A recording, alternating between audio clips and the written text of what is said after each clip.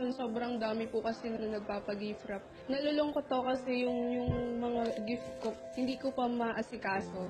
Tapos kasi busy ako sa pag-gift wrap ng regalo ng ibang tao po.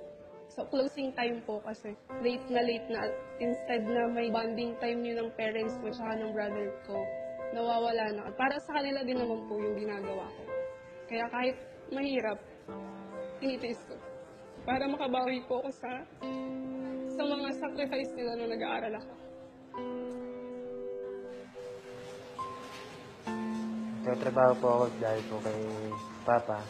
Kasi po si Papa po na hindi na po kaya magtrabaho. Kasi nahirapan na po siya tumayo, maglakad. Simula po nang nagkatrabaho po ako, para nawala na rin po akong oras sa kanila.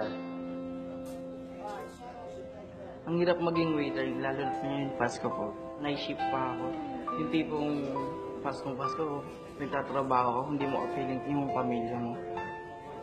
Yung may gas ako, talagang bumabalik-balik. Naisip ko na lang na ang saya nila. Wala na eh. Ang hirap. Yung tipong sana ganyan din nararanasan ko ngayon.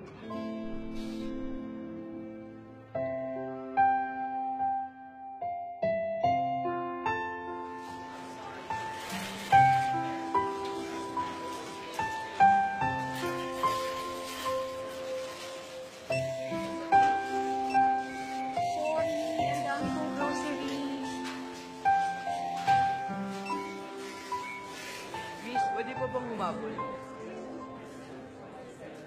Medyo marami to, ah.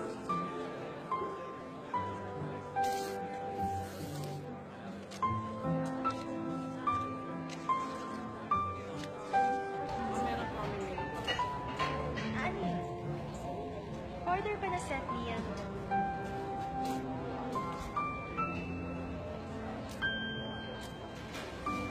Thank you, Kuya, sa tulong mo, ha. Merry Christmas! Lahat ng bili kong grocery, Kuya, para sa'yo yan. Sa'yo nga yan lahat! Thank you po. Merry Christmas. Lahat ng giniprop ng regalo para sa'yo yan. Sa'yo nga yan.